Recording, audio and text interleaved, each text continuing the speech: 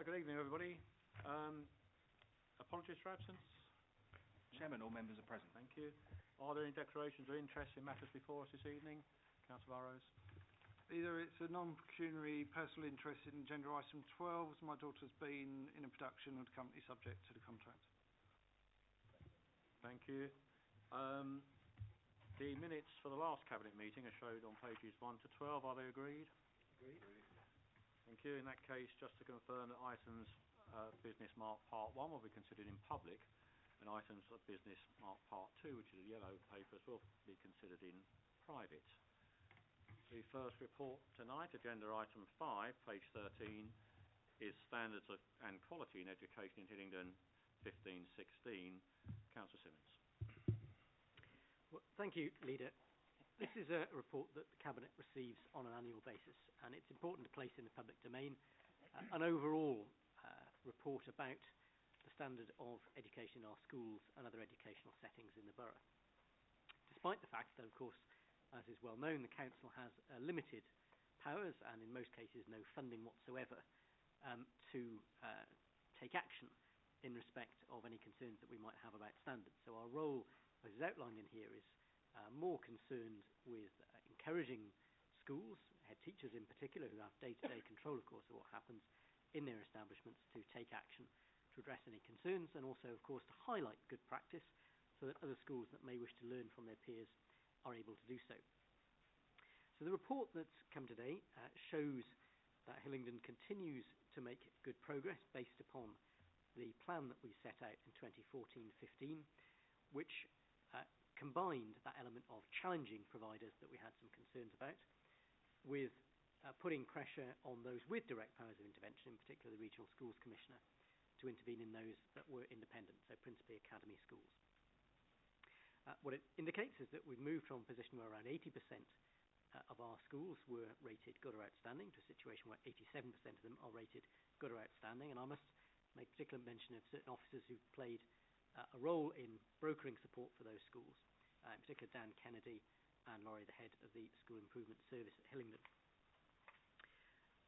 Early years has been the subject of some debate and indeed questions at Council in the past. We're very well aware that what happens in the years before a child's 5th birthday have the biggest influence on their educational outcomes in their life, and it is positive to see that Hillingdon has continued to make good progress in that direction, although there's still some more work to do. I think two concerns which I'd highlight when we look at the performance of the borough compared to our neighbours and compared to London. We continue to lag behind in the ability of our secondary schools to get Hillingdon students into high quality universities. We still lag behind that, and that is a concern because as a net importer of students, we would expect to be seeing our schools doing better at that. Now, those schools are almost entirely academy schools, but we have been challenging them directly, and I know that they've set up a programme to look at what they might do to improve that situation. I think then the second cause of concern, and I'm quite happy to highlight this in public, as I have done privately, is that Stockley Academy, a school which has struggled for a very long time, continues to cause very serious concern. And despite a good deal of pressure being put on the Regional Schools Commissioner, despite a number of visits, correspondence by officers, a number of new head teachers appearing at the school and disappearing, it continues to cause real concern that the outcomes for students attending that school are not good enough.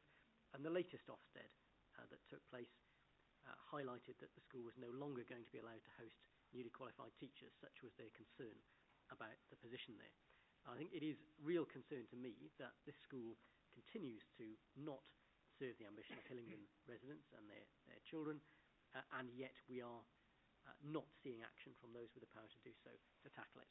And I wrote to the Secretary of State, who has confirmed that the Regional Schools Commissioner is looking at it, but I think that really isn't good enough, and we will continue to put pressure on as best we can. There's a lot of information in this report, so I will stop there and open for any questions or comments that other Cabinet members might wish to make. It's not the recommendation agreed. Thank you.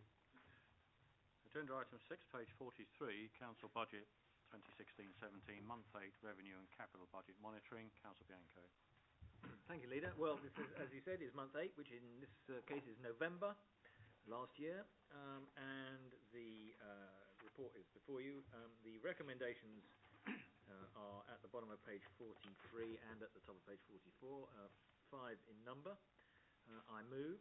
What you can see is a continuing underspend, now currently standing at just under 1.5 million, and that is an improvement of just short of £250,000 on the previous month. So moving in the right direction, and generally a good statement of facts. And the savings we need are also on track, so that is a positive sign, and that as well, that general fund balances are currently looking to be at over 36 million by the year end, which again is in excess of the MTFF assumptions on that point.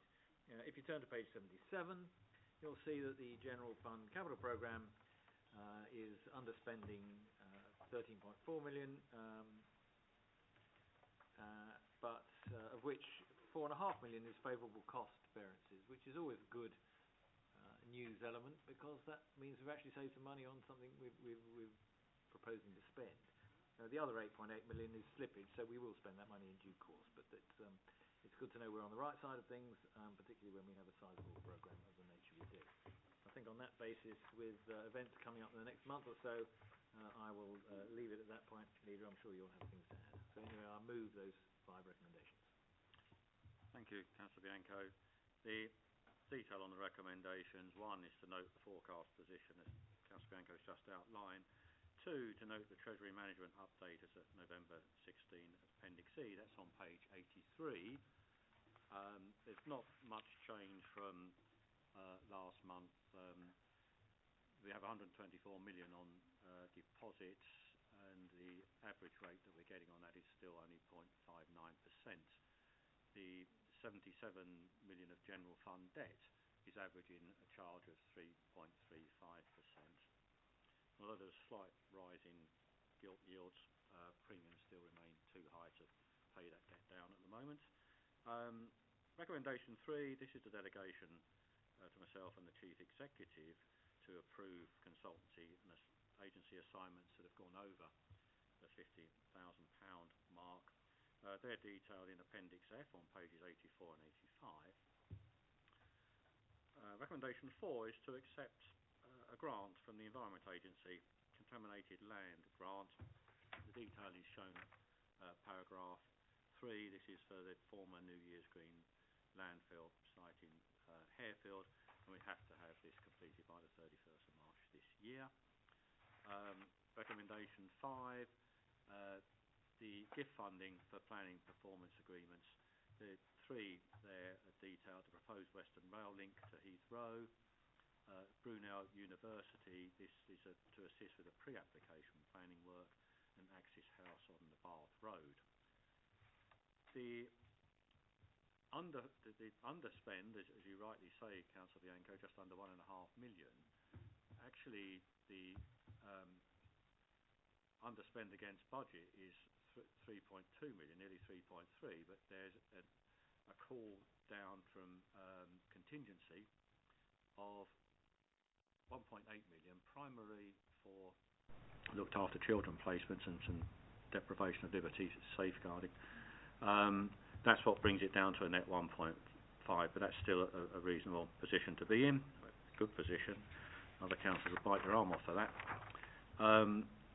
With £36 million in balances as well. Not underestimating the position going forward, but as the Deputy Leader said at Council the other night, we will continue efficiency reviews across the Council. There will be no holy cows anywhere. All services will operate as efficiently as the other services in this Council. I think the only other comment, page 51, just to complete the picture.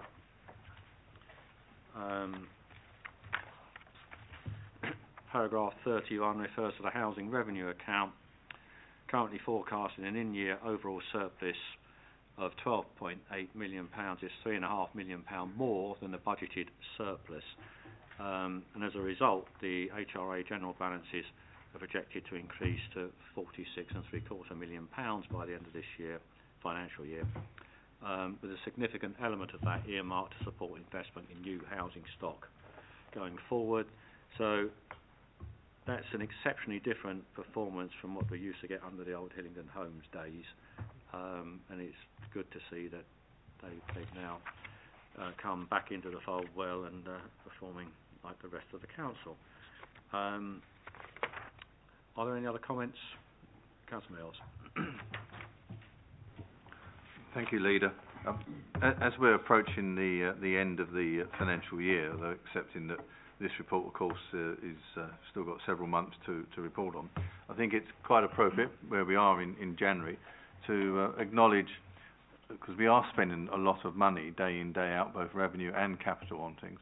But for instance, today we were able to officially open 4 of our parks where chrysalis money has been well spent, right across the borough, right down in Simpson. And indeed, Leader, I believe you were encouraged but declined to go on the swings at Swakeleys Park, but you were present to see the improvements in Swakeleys Park. We're also, of course, I think in virtually every ward, very conscious of the amount of road resurfacing that has been going on in the last 2 or 3 months. And all that doesn't just happen by magic. It is part of the sound financial management and ongoing programme that we are committed to. And again, when compared to talking to friends who live in other parts of London or outside London, quite staggered to see this kind of ongoing investment to the benefit of our residents. And I think it should be highlighted rather than just in the stark numbers of this report. Thank you, Councillor Mills. I was a little disappointed that the zip wire is not up there yet. I was going to have a go on that, but I will go back and give it a go.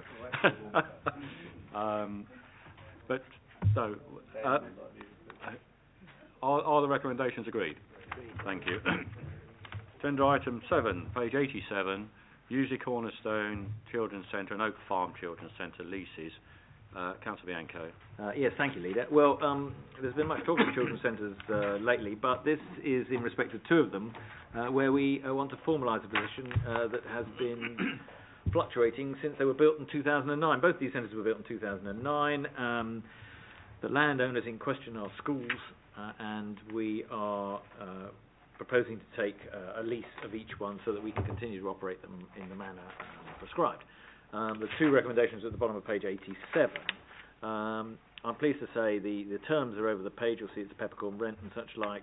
The landlord has a break option if the tenant, if we cease to use it as a children's centre, and we've also got a break option which isn't described here, but we do have one if we no longer need them. So it's a convenient way of sorting things out. It provides us with a purpose-built location for these services, and it formalises matters, and everybody therefore knows where they stand on things like repairs and maintenance. So I move the recommendations.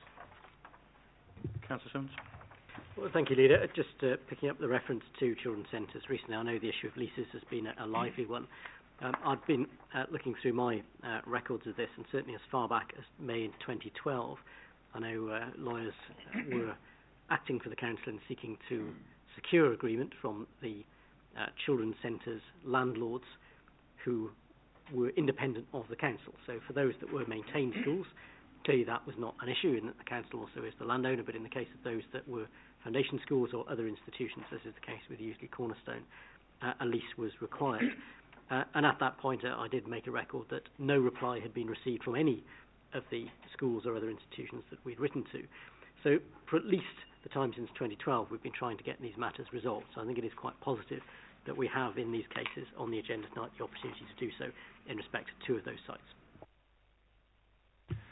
Thank you. We will be taking the children's centre thing forward more and more in public. It's essential. This is one of the cases I was referring to earlier. There is no reason why these can't be run more efficiently than they are now. We're not going down the route of the councils around us that have just willy-nilly closed them down. That is not an option in Hillingdon. We look at the efficient running of them, and they will run efficiently. And part of that efficiency is proper leases and proper delegation of who controls what. And there'll be no dithering on that in Hillingdon. If you want to dither in council, you go to Harrow. Did I say Harrow? I meant Hounslow, sorry. Probably right first. Oh, sorry, I was right first time here. Okay. Are the recommendations agreed? Thank you. Agenda item 8, page 95, School Capital Programme updates. Councillor Simmons. Well, thank you, Leader. A lot of education items on tonight's agenda. This, again, is a routine appearance on our Cabinet agenda and outlines the continued progress on school places. It's probably worth noting that although we don't have anything very clear, the DfE in its last round of approvals did agree a number of Hillingdon-based academy trusts to take forward bids to run secondary schools in the borough, and I understand the Education Funding Agency are looking at site options around that. And in the case of those that have progressed expansions independently of the council, I think it's only now Cllr Primary where we have ongoing concerns about their ability to actually deliver the school places that are required in the local area. But we are working with them as far as we can within the limits of the Education Funding Agency and their independence on that.